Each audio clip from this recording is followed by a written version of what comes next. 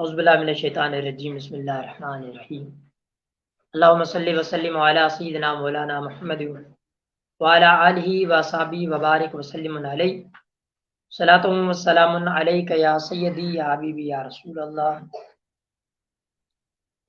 جیسا کہ ہماری یہ خصوصی نشست تعلیم کے ساتھ تربیت اور سوشل میڈیا کے ذریعے مختلف موضوع پر گفتگو کر کے عوام الناس میں اور بالخصوص سوشل میڈیا پر بیٹھ کر اور سوشل میڈیا کو زیادہ سننے والی طلباء طالبات اسٹوڈنٹ اسکول کالج اور یونیورسٹی سے منسلک نوجوانوں کے لیے ہماری شعبہ کی نشست ایک بہترین نشست ہوتی ہے جس میں مختلف عام رواجی اور جتنے عام موضوع ہوتے ہیں اس سے ہٹ کر دور جدید کے موضوع ان کو ہم زیر بحث لاتے ہیں تاکہ عوام الناس کی توجہ اس دور فتن کے اندر ان چیزوں کی طرف لائی جائے جو ان کی اصل ضرورت ہے۔ ہمارا یہ سلسلہ قیامت کی نشانیوں کا چل رہا ہے، آج اس کی تیسری ہے، اور ہم احادیث کی روشنی میں قیامت سے پہلے قیامت یعنی جس دنیا میں ہم رہ رہے ہیں اس میں جو دور آقا دو جہاں صلی اللہ علیہ وآلہ وسلم نے ہمیں بتایا اس کے متعلق ہم اپنے آپ کو آگاہ کر رہے ہیں تاکہ ہم مرنے سے پہلے جو ہمیں اس دنیا میں تیاری کرنی ہے اس سے بچ لیں کہ مرنے کے بعد اللہ رسول کے سامنے ہمیں شرمندہ نہ ہونا پڑے اور دنیا میں اللہ رسول کی نہ مان کر دنیا میں شرمندہ نہ ہونا پڑے۔ اگر ہم اللہ رسول کی تعلیمات کی روشنی کو جان لیں گے تو ہم اپنی دنیا بھی بہتر کر سکتے ہیں اور ہم اپنی آخرت بھی بہتر کر سکتے ہیں۔ اگر ہم یہ نہیں جانیں گے بطور مسلمان اس چیز سے ہم بے خبر رہیں گے تو یاد رکھیں اللہ رسول کے احکامات ان کی روشنیوں سے اگر ہم زندگی نہیں بسر کریں گے تو زندگی خسارہ ہی خسارہ ہے۔ لہذا پیارے آقا صلی اللہ علیہ وآلہ وسلم کے دین کے شعور کو ہم حاصل کریں اور پھر اس پر اپنے آپ کو دیکھیں کہ ہم کس جگہ کھڑے ہیں۔ تو قیامت کی نشانیوں کا تذکرہ ہمارا چل رہا ہے۔ کل ہم نے ایک حدیث کی روشنی جو قیامت کی نشانیوں میں آقا دو جہاں صلی اللہ علیہ وسلم نے بیان فرمائی وہ بیان کی۔ آج مزید اس سلسلے کو بڑھاتے ہیں۔ حضرت ابو ہریرہ رضی اللہ تعالی عنہ روایت کرتے ہیں کہ رسول کریم صلی اللہ علیہ وآلہ وسلم نے فرمایا جب محصولات کو ذاتی دولت، امانت کو غنیمت اور زکوات کو تاوان سمجھا جانے لگے گا، غیر دینی کاموں کے لیے علم حاصل کیا جائے گا، مرد اپنی بیوی کی فرما برداری کرے گا اور اپنی ماں کی نافرمانی کرے گا، اپنے دوست کو قریب کرے گا اور باپ کو دور کرے گا، مسجدوں میں آوازیں بلند ہونے لگے گی، قبیلے کا بدکار شخص ان کا سردار بن بیٹھے گا اور ذلیل آدمی قوم کا لیڈر یعنی حکمران بن جائے گا، اور آدمی کی عزت محض اس لیے کی جائے گی تاکہ اس کے شر سے بچا جائے۔ گانے والی عورتیں اور گانے بجانے کا سامان عام ہو جائے گا، کھلے عام اور کثرت سے شرابیں پی جانے لگیں گی، بعد والے لوگ پہلے لوگوں کو لعن طعن سے یاد کریں گے، جب یہ معاملات آ جائیں اور معاشرے کا یہ حال ہو تو حضور نے مزید آگے فرمایا تو پھر اس وقت سرخ آندھی کا انتظار کرنا، سرخ آندھی، زلزلے، زمین میں دھس جانے، شکلیں بگڑ جانے، آسمان سے پتھر برسنے اور طرح طرح کے لگاتار عذابوں کا انتظار کرو۔ یہ نشانیاں یکے بعد دیگر یوں ظاہر ہوں گی جس طرح کسی ہار کا دھاگا ٹوٹ جانے سے گرتے موتیوں کا تانتا بند جاتا ہے۔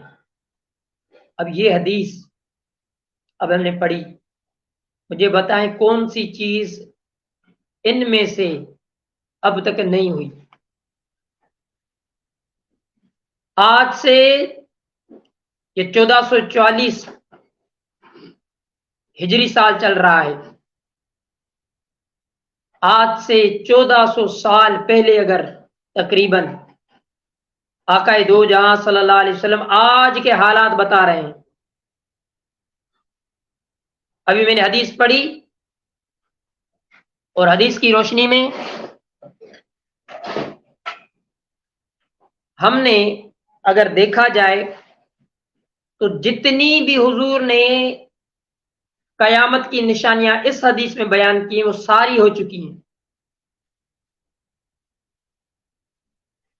ہم اس دور میں آ چکے ہیں، اس دور فتن کے فتنوں میں گھر چکے ہیں، جہاں اب جو میں نے حدیث آپ کے سامنے آقا دو جہاں صلی اللہ علیہ وسلم کی پیش کی اس میں کوئی چیز ایسی نہیں جو ابھی نہیں ہوئی، ساری چیزیں ہو چکی ہیں۔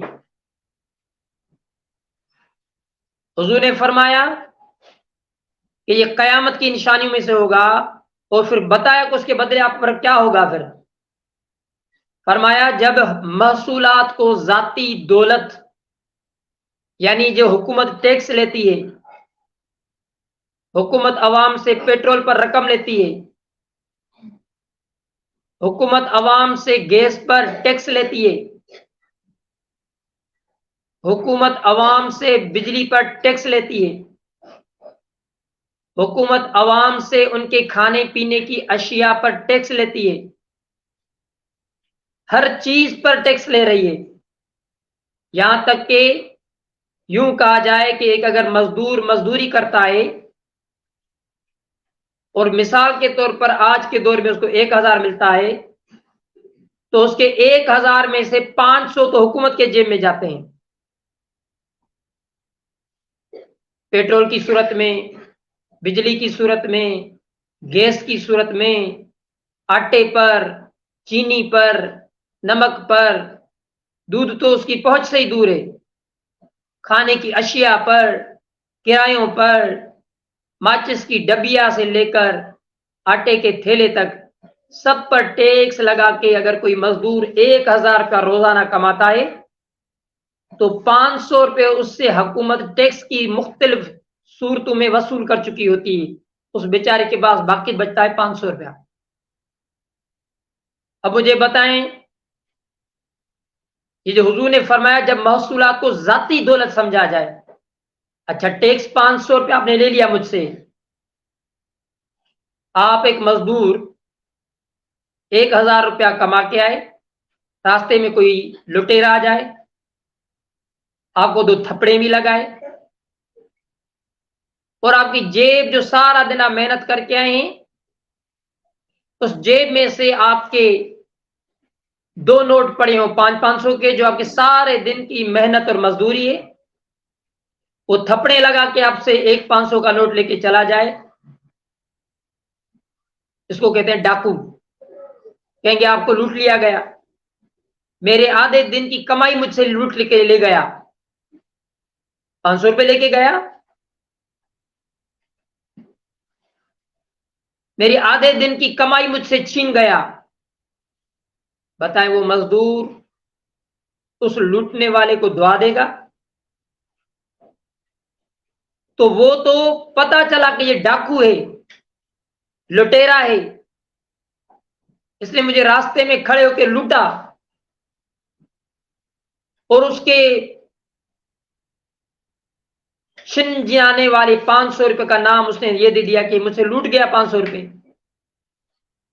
کہ حکومت 1000 کے 500 کے قریب عوام الناس سے ٹیکس لے رہی ہے، تو ٹیکس دینے کا تو مطلب یہ ہوتا ہے کہ اگر کوئی حکومت محصولات لیتی ہے، ٹیکس لیتی ہے، تو ٹیکس کیوں لیا جاتا ہے؟ اسی لیے لیا جاتا ہے تاکہ آپ کو بجلی کی سہولت، گیس کی سہولت، پیٹرول کی سہولت، ساری چیزوں جو آپ کی ضروریات زندگی ہیں، آپ کو انصاف ملے. اسی لیے لیتے ہیں نا کہ آپ کے انصاف کے لیے عدلیہ بنائی، ان کو ہمیں سیلری دینی ہے. آپ کی صحت کے لیے ہم نے ہاسپٹلس بنائی ہیں، ان کے سرکاری ڈاکٹروں کو ہمیں سیلری دینی ہے. آپ کی حفاظت کے لیے ہم نے policing system, force and line agencies ایک سسٹم بنا ہوا ہے، ان کے لوگوں کو تنخواہ 500 میں سے دیں گے. آپ کے اس 500 میں سے جس روڈ پر آپ سواریاں، آپ کی ٹرانسپورٹ فراہم کریں گے، جس کے ذریعے آپ ٹرانسپورٹ پر بیٹھ کر ایک جگہ سے دوسری جگہ، تو ان روڈ پر کام کرنے والوں کی سیلری ان 500 میں سے دیں گے تاکہ روڈ پر سہولت میسر ہو. آپ کے صفائی والا آتا ہے، اس کے لیے ہم نے بندے رکھے ہوئے ہیں جو آپ کی صفائی کرے گا، 500 ہم اس میں سے دیں گے. اسی طریقے سے آپ کی بے روزگاری کو کم کرنے کے لیے مختلف دوسری اسکیمیں ہم چلائیں گے، اس کے لیے 500 روپے میں ہم آپ سے لے رہے ہیں. آپ کے گاؤں تک روڈ بنے گی، آپ کے دریائی نظام، تو یہ سارے گورنمنٹ جہاں اپنے ملازم رکھتی ہے ان کے بہانے ہم سے 500 روپے لیتی ہے ایک مزدور سے. مجھے بتائیں کیا انصاف ملتا ہے؟ دھکے کھا رہا ہے. غریب کے لیے الگ، امیر کے لیے الگ انصاف ہے. لاکھوں روپے ججوں کو ہماری ان 500 روپے ڈیلی ٹیکس سے دیے جاتے ہیں، لیکن ہمیں انصاف نہیں ملتا، غریب کو انصاف نہیں ملتا. بوڑھا ہو جاتا ہے انصاف کی صورت میں، آ جائے لا انفورس میں، دن دہاڑے لوٹا جاتا ہے، گن پوائنٹ پر موبائل چھینی جاتی ہے. عوام الناس اپنے آپ کو غیر محفوظ سمجھتے ہیں، گھر سے نکلتے ہوئے ڈر لگتا ہے، پتہ نہیں کہاں پر کس جگہ پر کوئی ہمیں لوٹ لے. روڈ کے حالات میں ٹرانسپورٹ ایسی ہے کہ گدھے اور بیر بکریوں کی طرح آپ کو ویگن کے اندر بھرا جاتا ہے، حالانکہ اس کا ٹیکس لیا گیا تھا کہ عوام الناس کو آپ اچھی طریقے سے بٹھائیں گے. آپ کے لیے کوئی سرکاری سطح پر نہ بس ہے جہاں پر سستے کرائے کے اندر آپ سفر کر سکے، حالانکہ 500 روپے ہم نے اس سے لیے تھے. آپ کے گلی محلوں کوچوں کے اندر گندگی کے ڈھیر لگے پڑے ہیں. کئی سو ملازمین جو ہمارے 500 کے نام پر رکھے گئے، وہ امیروں، وزیروں، منسٹروں، ان کے گھروں پر کام کر رہے ہیں، لیکن ہمارے محلوں میں کچرے کے ڈھیر لگے ہوئے ہیں. پھر 500 روپے آپ نے کیوں لیے ہم سے؟ بجلی ہمیں اتنی مہنگی کر کے دے رہے ہو، پھر 500 روپے ہم سے کیوں لیے؟ گیس میسر نہیں ہے، پھر 500 روپے آپ نے ہم سے کس لیے لیے؟ تو یہ ساری چیزوں کو اگر میں کنکلوژن کرتا جاؤں تو حضور نے تو پہلے ہی بتا دیا کہ جب محصولات کو ذاتی دولت، اس کے بدلے میں کیا ہو رہا ہے؟ یہ ٹیکس ایک مزدور کی میں نے بات کی کہ 1000 روپیہ کمائے، 500 روپیہ اسے لے لیا گیا. اس 500 کے بدلے میں کیا ہو رہا ہے؟ منسٹر کا پیٹرول مفت میں، منسٹر کا کھانا مفت میں، منسٹر کے اجلاس کے لاکھوں روپے اس کو مفت میں، منسٹر کے بچے مفت میں پڑھ رہے ہیں، منسٹر کی سہولت مفت میں، سرکاری آفیسروں کے اخراجات جو جتنی بڑی بڑی تنخواہیں ہیں ان کو تمام تر مراحت موجود ہیں، ان کو گھر بھی میسر ہیں. کن کو؟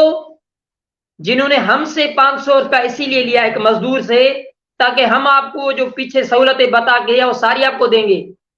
یہ ساری سہولتیں ہم اپنے خود پیسوں سے حاصل کر رہے ہیں.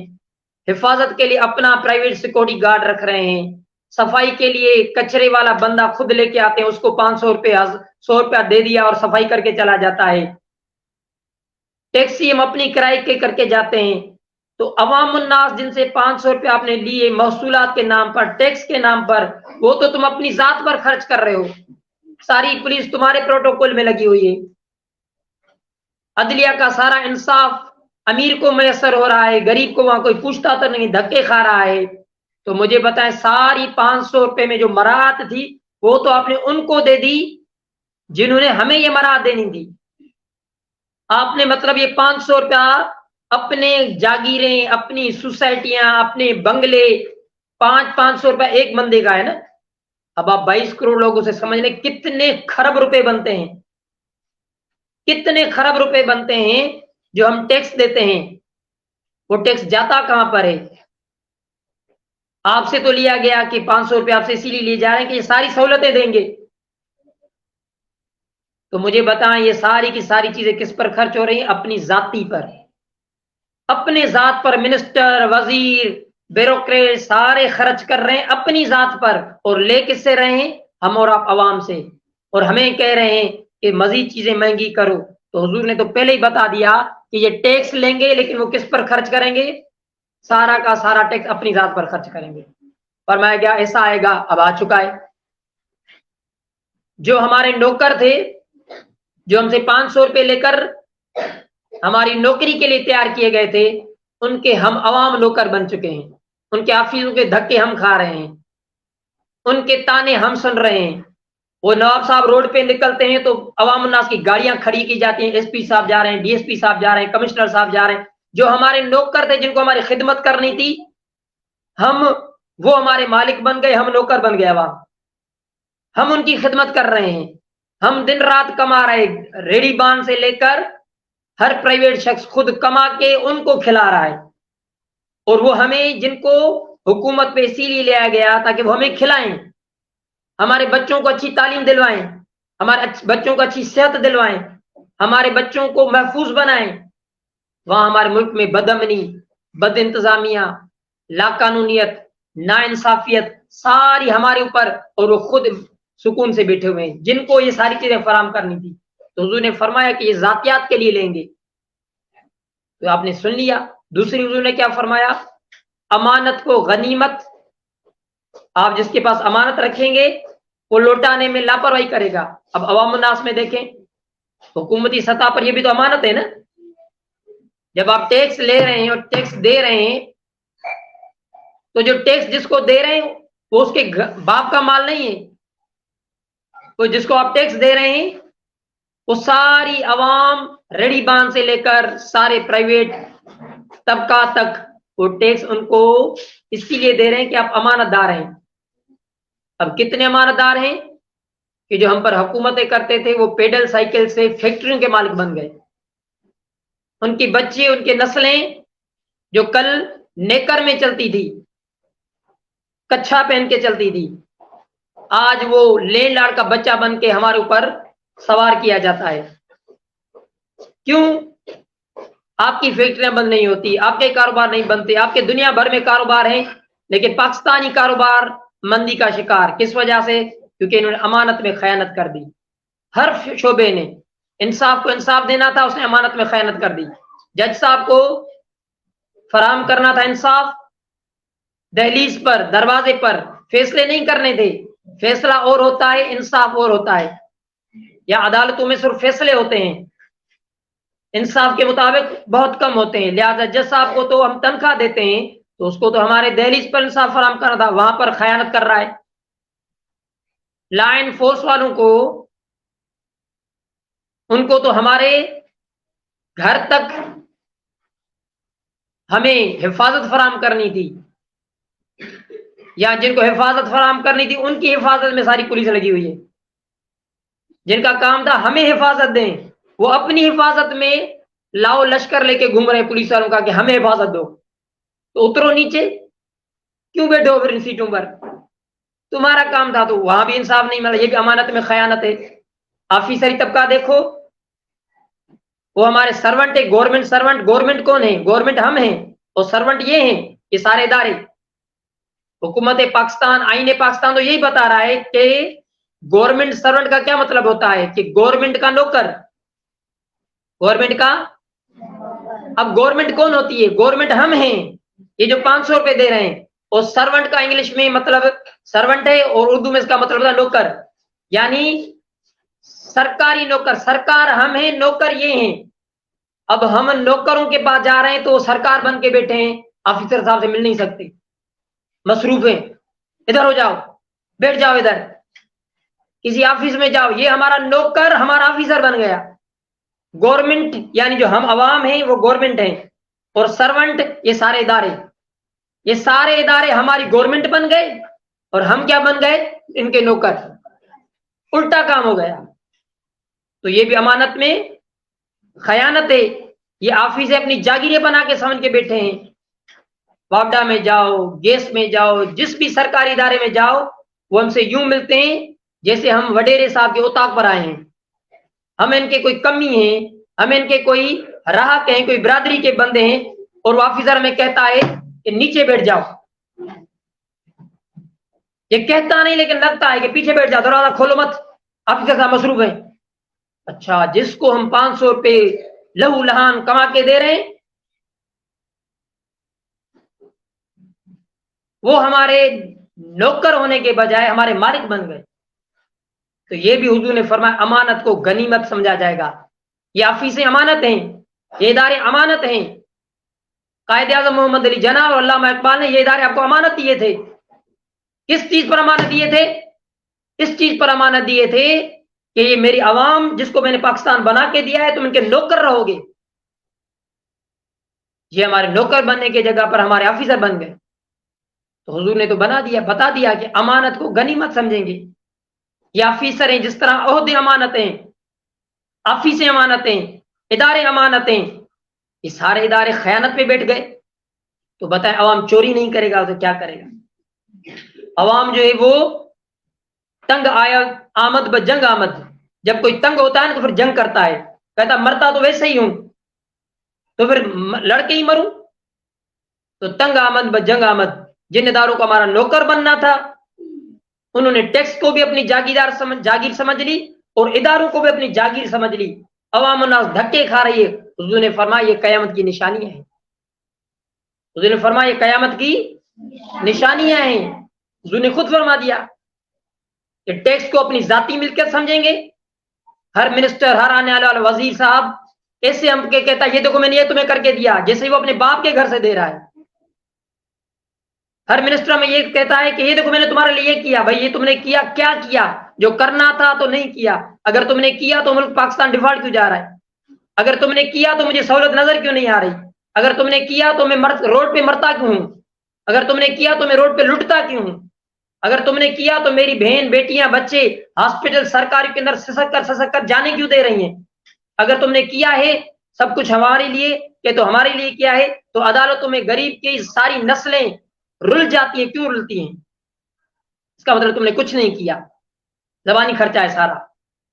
آگے حضور نے فرمایا پھر مذہبی طبقات، یہ تو دنیا کے سیاست میں آ گئے نا. ہم نے کیا کیا؟ ہم نے کہا ان کا دین سے کوئی تعلق نہیں. یہ حضور نے سارا دین بتایا ہے.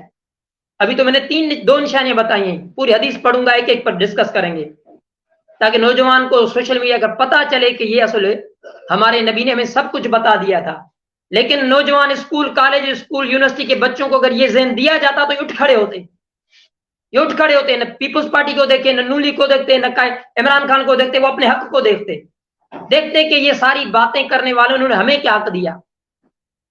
کئی سالوں والے بھی ہمیں لوٹتے رہے، 3.5 سال والا ہے وہ بھی لوٹتا رہا، اپنے لیے سب کچھ کرتا رہا، اپنے لیے سب کچھ کرتا رہتا ہے. تو اسی لیے دین سے دور کیا گیا اور اسی لیے ایسے لوگوں کو مذہبی نام پر دیا گیا تاکہ وہ شعوری نہ بلڈ اپ کر سکے.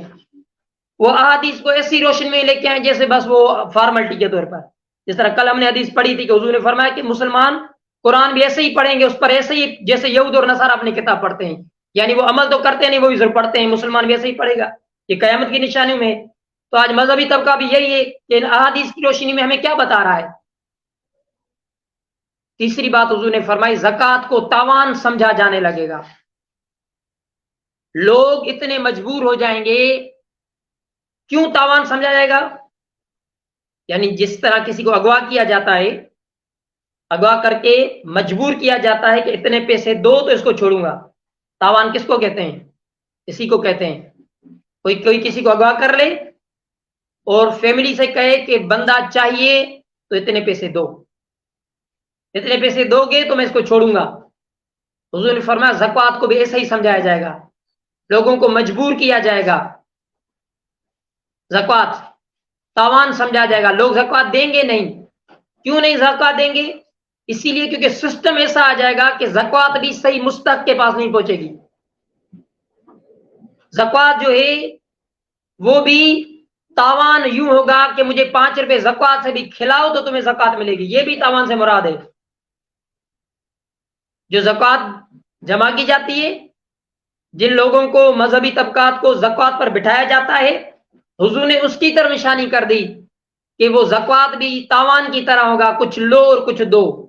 حالانکہ زکوٰۃ تو خالص غریب کا مال ہے، غریب کو پہنچاؤ. لیکن جو زکوٰۃ دینے والے ہیں، ایک وہ یوں سمجھیں کہ جیسے ان سے تاوان لیا جا رہا ہے، زکوٰۃ نہیں دیں گے. اور پھر دوسری یہ بھی بات سے نکلی کہ جن کو زکوٰۃ دینی تھی، غریبوں مسکینوں کو، ان سے بھی پیسے لوٹے لیے جائیں گے. کہیں گے آدھے پیسے دو تو تمہیں زکوٰۃ ملتی، ورنہ زکوٰۃ نہیں ہے، جاؤ. تو زکوٰۃ خود کھا لیں گے، زکوٰۃ اپنے مفاد کے لیے استعمال کریں گے. اسی لیے دینے والے بھی کہیں گے کہ بھئی یہ تو اپنے لیے لے رہا ہے، غریبوں اور مسکینوں کو تو مل نہیں رہا. تو دو طبقات ہوں گے. ایک طبقہ زکوٰۃ دینے سے انکار کرے گا، زکوٰۃ کو بوجھ سمجھے گا. حالانکہ مالدار اربوں خربوں روپے ہیں ان کے پاس، ان پر کئی زکوٰۃ بنتی ہے، وہ نہیں دیں گے. وہ اپنے اوپر تاوان سمجھیں گے کہ بھئی ان غریبوں کو کیوں زکوٰۃ دوں، کیونکہ وہ تو غریبوں کا سارا کھا رہا ہے، تو غریبوں کو دے گا کہاں سے. تو پھر نام نہاد زکوٰۃ کے سے چند پیسے نکال کے تو حضور نے فرمایا زکوٰۃ کو تاوان سمجھا جائے گا. 3 چیزیں ابھی میں نے حدیث سے بتائی اور وہ سارے ہو رہا ہے. چوتھا، غیر دینی کاموں کے لیے علم حاصل کیا جائے گا. یہ بھی قیامت کی نشانی ہے. غیر دینی کاموں کے لیے، مجھے بتائیں کوئی دین کے لیے علم حاصل کر رہا ہے؟ دنیا داری کے لیے علم حاصل کر رہے ہیں. حضور نے فرمایا غیر دینی کاموں کے لیے علم حاصل کیا جائے گا. اگر کوئی، اس سے 2 مطلب ہیں. ایک تو ایسا علم سیکھا جائے گا جس کا دین سے کوئی تعلق ہی نہیں ہوگا، وہ ساری دنیا داری کے لیے ہوگا، دنیا کی ترقی کے لیے ہوگا، دنیا کی خوشحالی کے لیے. اور دنیا کی خوشحالی کا مطلب ہے اپنی خوشحالی کے لیے. دنیا کی خوشحالی کا یہ مطلب نہیں ہوگا کہ علم حاصل کر کے میں ملک کو ترقی دوں. ایسے موجود ہیں، لیکن علم جو حاصل کیا جائے گا وہ غیر دینی کاموں کے لیے حاصل کیا جائے گا. یعنی اگر کوئی دینی علم بھی حاصل کرے گا، وہ بھی شہرت کے لیے کرے گا، وہ بھی کچھ پیسے لٹورنے کے لیے کرے گا. دین کے احکامات کے اوپر بہت کم عمل کیا جائے گا. 2 علم ہوں گے. دینی علم بھی جو حاصل کیا جائے گا وہ پیچھے حدیث میں آیا، ابھی اور مزید حدیثیں آئیں گی کہ دینی علم کس طرح کا حاصل ہوگا. ہم اس دور میں داخل ہو چکے ہیں جہاں دین کے نام پر بھی دھندے ہو رہے ہیں، ہر طرف افراتفری ہے. اس فتنے کے دور میں آ چکے ہیں. نہ دین محفوظ ہے، نہ دنیا محفوظ ہے. اللہ ہمیں بس ایمان کی سلامتی عطا کرے. اس دور میں ہم داخل ہو چکے ہیں اور حدیث کی روشنی میں ہم پڑھ رہے ہیں. انہوں نے فرمایا غیر دینی کاموں کے لیے علم حاصل کیا جائے گا. علم جو حاصل کیا جائے گا وہ صرف پیسے کے لیے، حلال ہو حرام ہو، دین ہمیں اس کا جائز سمجھتا ہے نہیں جائز سمجھتا، بس حاصل کرو، پیسہ حاصل کرو. سارا علم جو ہے، آپ بتائیں آج قرآن کو علم حاصل کر رہا ہے؟ نہیں کر رہا. اسکول کالج یونیورسٹی سارے اتنے بڑے ادارے بنائے گئے، وہ صرف کون سے علم کے لیے؟ دنیا کے علم کے لیے.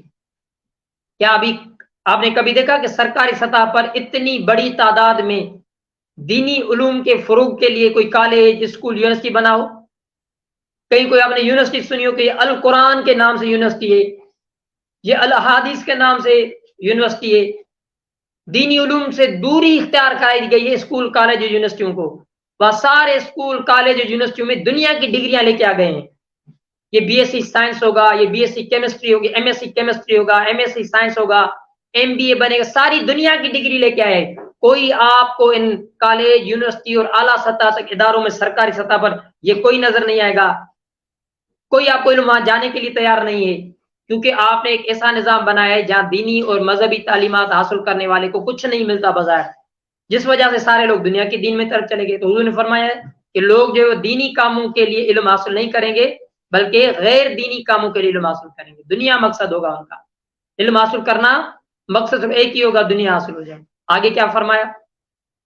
مرد اپنی بیوی کی فرما بداری کرے گا. اب مجھے بتاؤ، آج ماں کی زیادہ چلتی ہے، بیوی کی زیادہ چلتی ہے؟ اب اس سے مراد یہ ٹاپک تو ان کے ہیں. ٹی وی میں آپ کو کیا دکھایا جاتا ہے؟ روب شوہر کرتا ہے بیوی پر یا بیوی شوہر پر روب کرتی ہے؟ آپ ڈرامے دیکھتے ہیں نا، مجھے پتا ہے سارے، کوئی بچتا نہیں ہے. دیکھنا اور ہوتا ہے، عمل کرنا اور ہوتا ہے. لیکن یہ ڈرامے، یہ میڈیا، یہ ساری چیزیں آپ کو جہاں دیکھتے ہیں اس میں آپ کو تعلیم دی جاتی ہے تو بیوی شوہر کو ڈانٹ رہی ہوتی ہے. سارے ڈرامے اس پہ بنتے ہیں کہ بیوی کی حکمرانی شوہر پر دکھائی جا رہی ہے اور شوہر کو مرغی دکھایا گیا ہے. مرغا بیوی بن گئی ہے، کئی چونچے مار رہی ہے، اس کو ذلیل کر رہی ہے، مرد کو رسوا کر رہی ہے، مرد کو خوار. اسی پہ ڈرامے بن رہے ہیں تاکہ ہمارے پاکستان کے لوگوں کو ذہن دیا جائے. اب ذہن دیا نہیں گیا بلکہ سارے گھروں میں یہ کہانی آ چکی ہیں. بیوی مرد کے اوپر حکمرانی کر رہی ہے. یہ نہیں ہے کہ ایسی نہیں ہے بیویاں، ایسی بھی بیویاں ہیں لیکن اب ان کی تعداد کم ہو گئی ہے. وہ آٹے میں نمک کے برابر ہے. بیوی اپنے شوہر پر ایسے حکم چلا رہی ہے جیسے شوہر کو اپنے بیوی پر حکم چلانا تھا. شوہر تھا بادشاہ اور بیوی تھی رانی. تھا تو ایسے ہی، لیکن اب کیا ہے، بیوی شوہر کو غلام بنا کے رکھنا چاہیے. میرا غلام بنے، جیسے میں کہوں ویسے ہی کرے. نہ ماں کی، نہ بہن کی، نہ بھائی کی، نہ شوہر کسی اور کی سنے، نہ میری سنے. تو حضور نے فرمایا مرد اپنی بیوی کی فرما برداری کرے گا. مرد بیویوں کے کہنے پر چلے گا، جو بیوی کہے گی مرد ایسے ہی کرے گا. تو اکثریت ایسے ہی آ چکی ہے. ٹی وی پر ساؤ ڈرامے وغیرہ دکھا کہ آپ کو یہ بنایا گیا ہے. کوئی آپ کو وہاں ٹی وی ڈرامے میں یہ نظر نہیں آئے گا کہ بیوی کو شوہر کا بڑا ہی فرما بردار دکھا گیا ہو. جی سر، یہ سرتاج ہے، یہ الفاظ ہی چلے گئے ہیں. اب تو ایسے ایسے مشق کیا کہتے ہیں کہ انٹرٹینمنٹ کے نام پر ذہن بنایا گیا. بیوی ڈنڈے لے کر شوہر کو دوڑا رہی ہوتی ہے، آپ ٹی وی پہ ہنس رہے ہوتے ہیں. یہ ہنس نہیں رہی، اس کو ہنسایا جا رہا ہے تاکہ آپ اس کو ذرا نارمل لے لیں. پھر وہ آہستہ آہستہ ڈراموں سے ہٹ کر اب کہانیاں گھروں میں آ گئی. اب دیکھتے ہیں کہ بیویوں کی اور شوہروں کی زندگیاں برباد ہیں. بیوی کی کوئی بات نہ مانے تو شوہر اس کی، یعنی جو والدین اور والد، یہ سسٹم ختم کیا گیا نا. بیوی اور شوہر کون ہوتا ہے؟ بیوی اور شوہر کا مطلب ہوتا ہے ماں اور باپ. یعنی جب ماں اور باپ بھی انڈرسٹینڈنگ سے دور ہو جائیں اکثر بیشتر، اور مرد اپنی بیوی کی فرما برداری کرے، اس کا مطلب مرد کا عقل چلا گیا. اللہ کی بندیاں بھی عقل مند ہوتی ہیں لیکن جو اسٹار اور سونی سے عقل حاصل کر، اس کو کیا عقل ہوگی؟ جو سوشل میڈیا کی کیمپین سے آپ چینلز پہ دیکھتے ہیں تو عورت اپنی بادشاہت دکھا رہی ہوتی ہے. عورت ہی بتاتی کہ میں سب سے زیادہ عقل مند ہوں. اور ایسا سسٹم پیش کیا جاتا ہے کہ ہر جگہ عورت کو ترجیح دی جاتی ہے، ہر جگہ عورت کو اہمیت دی جاتی ہے. سوئمنگ کرنی ہے، اب یہ برا ہے یا صحیح ہے پاکستانی اسلامی سسٹم میں نہیں دکھائیں گے. اب دیکھو عورت یہ پانی میں تیر کر ننگی ہو کر بڑے پرائز لے کے آئی ہے. اچھا بھائی، ہاں جی، اچھا یہ عورت دیکھو یہاں پر دوڑ کے مقابلے میں عورت. بھائی کوئی اسلامی جمہوریہ پاکستان ہے یا نہیں؟ حضور نے فرما دیا مرد اپنی بیوی کی فرما برداری کرے گا. عورت جو ہے وہ اب دیکھیں کیا، جو اس کا کام ہی نہیں تھا وہ کام کرنے شروع ہو گئی کیونکہ مرد اس کے پیچھے چل رہا ہے. عورت مرد کے پیچھے نہیں چل رہی. ابھی یہ سوشل میڈیا پر سسٹم بنایا گیا کہ پہلے عورت مرد کے پیچھے چلتی تھی، مرد کو اپنا رہبر اور رہنما سربراہ کرتی تھی. اب مرد عورت کی فرما برداری کرنے لگا ہے کیونکہ حضور نے خود فرمایا مرد اپنی بیوی کی فرما برداری کرے گا اور اپنی ماں کی نافرمانی کرے گا. یہ قیامت کی نشانی میں بتایا گیا. تو حضور نے یہی بتا دیا. آپ دیکھیں آج خواتین کو کس طرح پروموٹ کیا جاتا ہے، جو ان کے کام ہی نہیں وہ ان سے کرائے جا رہے ہیں. فخریہ طور پر میڈیا پر پیش کیا جاتا ہے، یہ دیکھو عورت دوڑتے ہوئے جا رہی ہے، یہ دیکھو کرکٹ کھیلتے ہوئے جا رہی ہے، یہ عورت دیکھو جو اس کے کام ہی نہیں ہے. لیکن کیوں دکھایا جا رہا ہے؟ تاکہ عورتوں کو کیا کہتے ہیں آزادی کے نام پر ایسا آزاد کیا جائے کہ وہ عورت ہی نہ رہے، عورت بھی مرد بن جائے. شانہ بشانہ سے، یہ شانہ بشانہ نہیں ہے جس کو ہم کہتے ہیں شانہ بشانہ، تو یہ تو قیامت کی نشانیاں ہیں. تو چل رہی ہے، ماں باپ کی نافرمانی ہو رہی ہے اور مرد اپنی بیوی کی فرما برداری کرے گا اور اپنی ماں کی نافرمانی کرے گا. ایک طرف یہ دکھایا حضور نے فرمایا، دوسرا فرمایا جو مرد ہوگا نا پھر وہ کیا ہوگا. بھائی مرد تو کس کی فرما برداری کر رہا ہے؟ جو بیوی کہے گی. اب بیوی کی صورت اپنی جگہ پر ہوتی ہے. پھر حضور نے فرمایا کہ اپنے دوست کو قریب کرے گا، باپ کو دور کرے گا. دوست کو قریب کرے گا اور باپ کو دور کرے گا. یہ دیکھیں آج دوست پیارے ہیں، باپ پیارا نہیں ہے. آج دوستوں کی بات مانی جاتی ہے، باپ کی بات نہیں مانی جاتی. اکثر و بیشتر ایسا ہی ہے. बाबा आपको क्या पता, मेरा दोस्त फलां है, वो सही कहता है, आप सही नहीं कहते। तो हुजूर ने फरमाया ऐसा जमाना और ये चल रहा है। आज हमें दोस्त प्यारे हैं, वालिदैन प्यारे नहीं है। जिन्होंने हमें पाला बड़ा किया, चलना तक नहीं आता था, उन्होंने चलना सिखाया, खिलाया पिलाया, तैयार करके आज नौजवान बना दिया। अब नौजवान कह रहा है बाबा तुमको क्या पता, मेरे दोस्त सही है। दोस्तों के कहने पर उसने अपने वालिदैन को छोड़ दिया। और फिर बताएं, जब माँ को भी छोड़ दिया गया माशरे में, माँ की नहीं सुनी जा रही और औरत दूसरी की सुनी जा रही है, और इधर मर्द मर्द का कि बाप को छोड़कर बेटा दोस्तों को तरजीह दे रहा है। हुजूर ने फरमाया ये कयामत की निशानी है, जब माँ की भी नहीं सुनी जाएगी और बाप की भी नहीं सुनी जाएगी, न माँ की न बाप की सुनी जाएगी। तो फिर वो दौर ऐसा ही होगा कि माँ की दुआओं से भी महरूम और बाप की दुआओं से भी महरूम।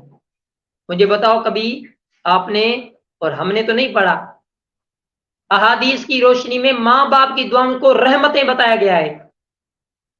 माँ और बाप आपके लिए रहमत हैं, क्योंकि वो दिन रात, आप जब पैदा हुए थे आपको उठना नहीं आता था, आपको चलना नहीं आता था, आपको बैठना नहीं आता था, आप तो पोटी भी अपने कपड़ों में कर देते थे, पेशाब भी अपने कपड़ों में कर देते थे। तुम्हारी पोटी और तुम्हारा पेशाब धोने वाली माँ और दिन रात पसीना बहाने वाला तेरा बाप वालिद मोहतरम, उसने कितनी मेहनतों से मुशक्कतों से रात को जाकर घर के अंदर तुम्हारी माँ ने तुम्हारी परवरिश की। सर्दी गर्मी के अंदर तुम्हें हर तरफ से पाला पोसा बड़ा किया। बाप ने पसीना बहाकर तुम्हें बड़ा किया, तुम चलने के काबिल नहीं थे, रेंग कर चलते थे, तुम्हें खड़ा तुम्हारे बाप ने किया।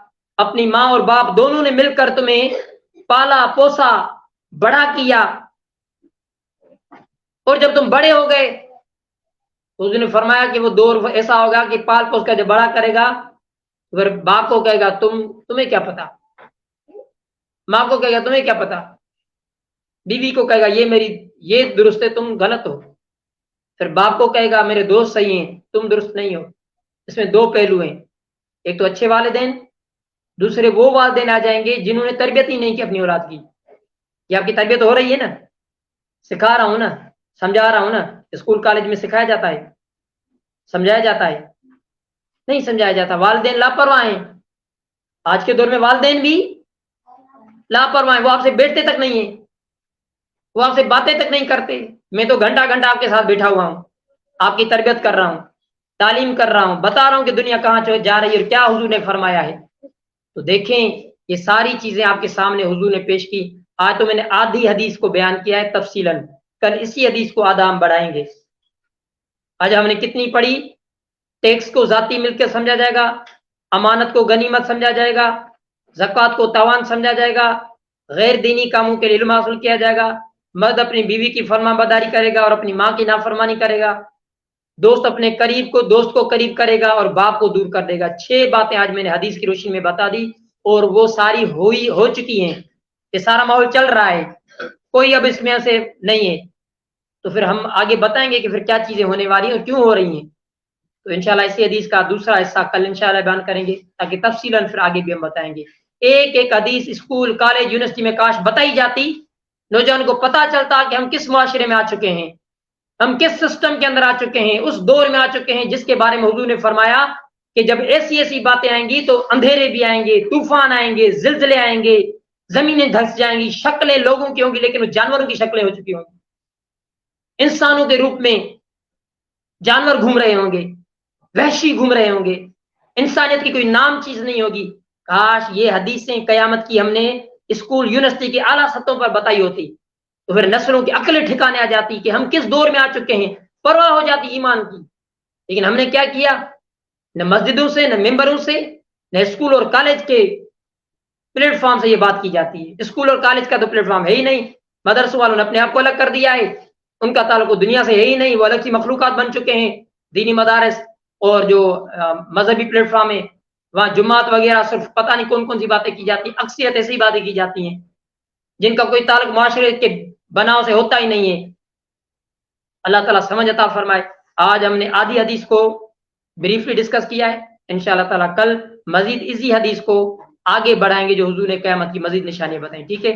آخر دعوانا ان الحمدللہ رب العالمین.